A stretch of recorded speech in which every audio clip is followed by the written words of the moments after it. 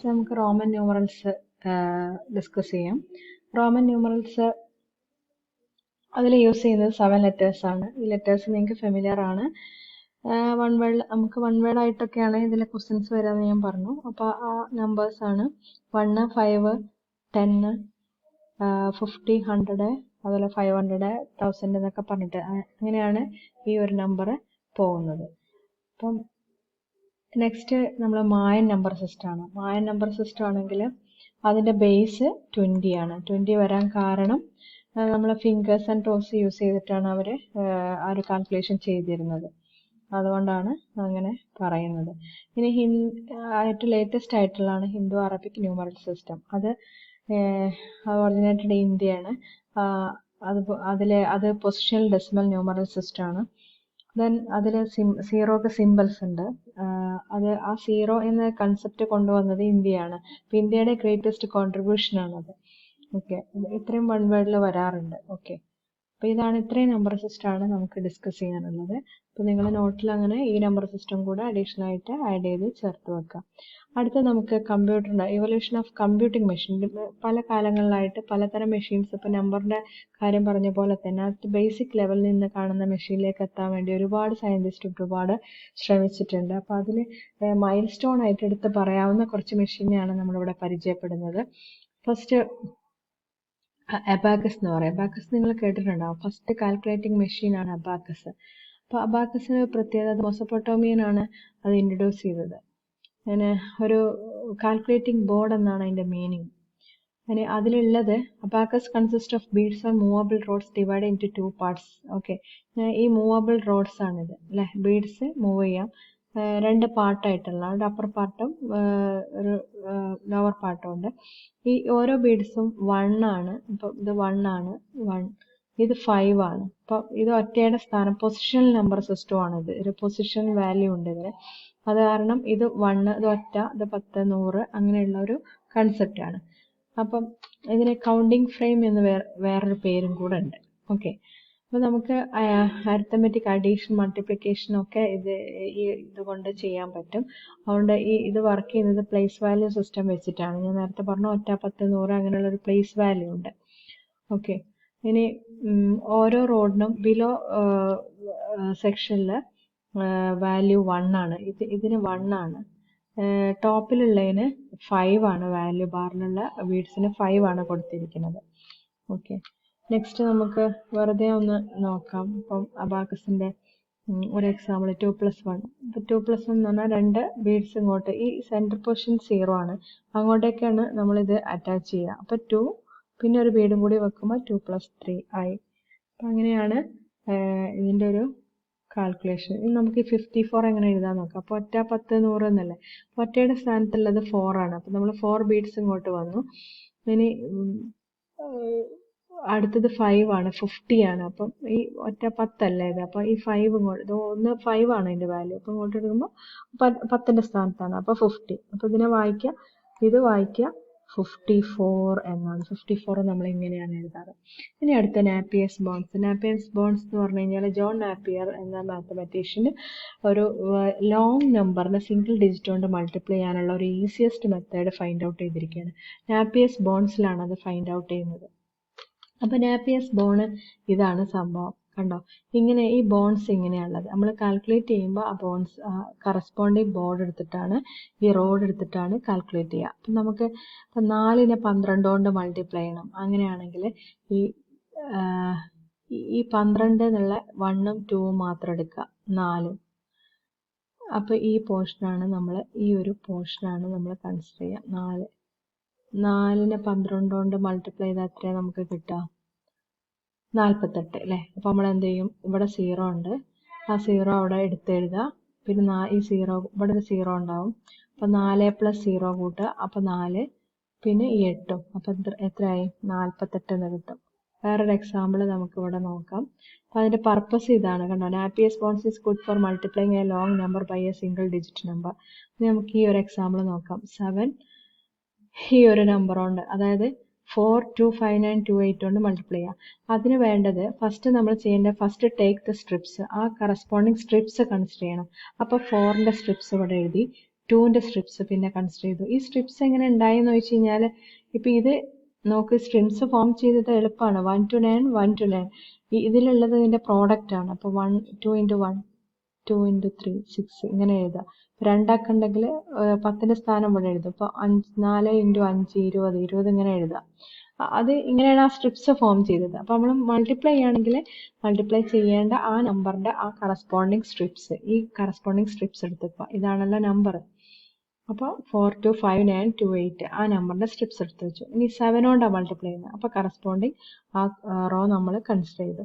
എന്നിട്ട് എന്താ ചെയ്യേണ്ടത്? ആദ്യത്തെ നമ്പർ എടുത്തു വെച്ചു. എന്നിട്ട് ഇത് രണ്ടും കൂട്ടുക. 8 plus 1 പിന്നെ 4 plus 3 പിന്നെ 5 plus 6 പിന്നെ 3 plus 1 then 4 plus 5 അങ്ങനെ പിന്നെ 6. ഇനി ഇത് കൂട്ടിയിട്ട് തിരിച്ചെടുത്ത് ചെയ്ത് 2 9 7 5 6 11 4 9 6.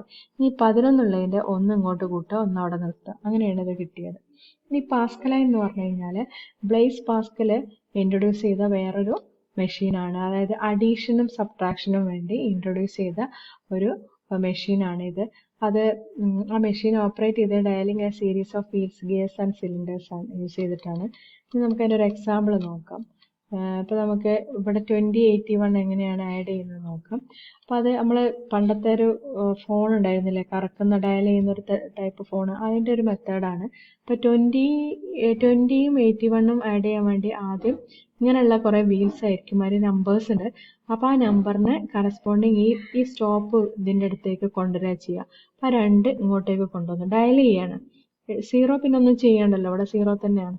81 ഈ 8നെ നമ്മൾ ഇങ്ങനെ കറക്കി പിടിച്ച് ക്ലോക്ക് വൈസിൽ കറക്കിയിട്ട് ഇവിടെ വരെ കൊണ്ടിട്ട് വിടും. പിന്നെ അടുത്ത 1 ആണല്ലോ, 1നെ അങ്ങോട്ട് കറക്കി വിടും. അപ്പോൾ നമുക്ക് ആ മെഷീനിൽ ഡിസ്പ്ലേ ചെയ്യുന്നത് ആ 20യും 81ഉം ആഡ് ചെയ്ത് 101 ആൻസർ വരും. അതാണ്.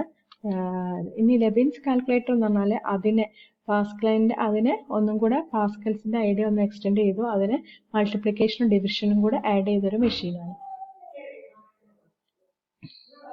ഓക്കെ, നെക്സ്റ്റ് നമ്മളെ ജാക്കോയുടെ ലൂംസ്. ജാക്കോയുടെ ലൂംസ് കുറച്ചും കൂടെ അഡ്വാൻസ്ഡ് ആണ്. നമ്മളെ ടെക്സ്റ്റൈൽസിൽ ഇതിൽ പാറ്റേൺ മേക്ക് ചെയ്യാൻ വേണ്ടിയിട്ടാണ് ഇത് യൂസ് ചെയ്തിരുന്നത്. അതിൽ പഞ്ച്ഡ് കാർഡ്സിൽ പാറ്റേൺ മേക്ക് ചെയ്തിട്ട് ഹോൾസ് ഉണ്ടാക്കിയിട്ടാണ് ഇൻപുട്ട് ഡിവൈസ് ആയിട്ട് യൂസ് ചെയ്തത്. ഹ്യൂമൻ ലേബർ കുറക്കാൻ പറ്റി. പിന്നെ അതൊരു ഇന്നോവേറ്റീവ് ഐഡിയ ആയിരുന്നു പഞ്ച്ഡ് കാർഡ് യൂസ് ചെയ്യാന്നുള്ളത്. അത് പിന്നീട് ചാൾസ് ബബേജിന്റെ ഇതിൽ അഡോപ്റ്റ് ചെയ്യുക ചെയ്തത്. പഞ്ച്ഡ് കാർഡ് എന്നുള്ളൊരു കൺസെപ്റ്റ്, ഡാറ്റ സ്റ്റോറേജ് എന്നൊരു concept. Okay, next difference engine. അത് ചാൾസ് ബബേജിന്റെ ഫസ്റ്റ് സ്റ്റെപ്പായിരുന്നു. ഒരു ഓട്ടോമാറ്റിക് ഒരു മെഷീൻ ഉണ്ടാക്കുക, അതായത് മെഷീനെ കൊണ്ട് കാൽക്കുലേഷൻ ചെയ്യിപ്പിക്കുക എന്നുള്ളൊരു കൺസെപ്റ്റ് ചാൾസ് ബബേജ് ഇൻട്രൊഡ്യൂസ് ചെയ്തത് ഡിഫറൻസ് എഞ്ചിനിലൂടെയാണ്. അങ്ങനെ ഒരു ഓട്ടോമാറ്റിക് മെഷീൻ എന്നുള്ളത് അവരുടെ ഒരു സ്വപ്നമായിരുന്നു. അപ്പോൾ അത് വർക്ക് ചെയ്ത് അരിത്തമെറ്റിക് കാൽക്കുലേഷനൊക്കെ ഓട്ടോമാറ്റിക് ആയിട്ട് ചെയ്യുക. അങ്ങനെ ഒരു ടേബിളൊക്കെ പ്രിന്റ് ചെയ്യിപ്പിച്ചിട്ടുണ്ടായിരുന്നു. അതിന് ഡിഫറൻസ് എഞ്ചിന് എന്താ പറയുക, മാത്തമാറ്റിക്കൽ ടേബിൾസ് ആണ് ആദ്യമായിട്ട് ചെയ്തിട്ടുണ്ടായിരുന്നത്. ടേബിൾസ് എന്താണെന്ന് നിങ്ങൾക്ക് അറിയുണ്ടാവും. അടുത്ത് നമുക്ക് അനാലിറ്റിക്കൽ എഞ്ചിനാണ്. അനാലിറ്റിക്കൽ എഞ്ചിൻ എന്ന് പറഞ്ഞാൽ ഫുള്ളി ഒരു ഓട്ടോമാറ്റിക്, അതായത് അതിൻ്റെ അഡ്വാൻസ്ഡ് വേർഷൻ, ഡിഫറൻസ് എഞ്ചിൻ്റെ അഡ്വാൻസ്ഡ് വേർഷനാണ്. ചാൾസ് ബബേജിൻ്റെ ഒരു കൺസെപ്റ്റാണ് started design analytic engine, the real predecessor of modern computer. ഇന്നത്തെ കമ്പ്യൂട്ടറിൻ്റെ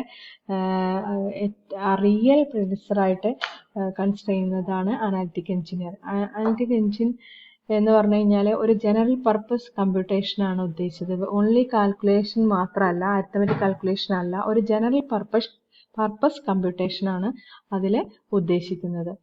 അപ്പോൾ അതിൽ സ്റ്റോർ എന്നൊരു കൺസെപ്റ്റ് ഉണ്ട്. മെമ്മറി എന്നൊരു കൺസെപ്റ്റ് അതിൽ ഇൻട്രൊഡ്യൂസ് ചെയ്തിട്ടുണ്ട്. അപ്പോൾ അതിൽ എന്തൊക്കെ ഉണ്ടാവും?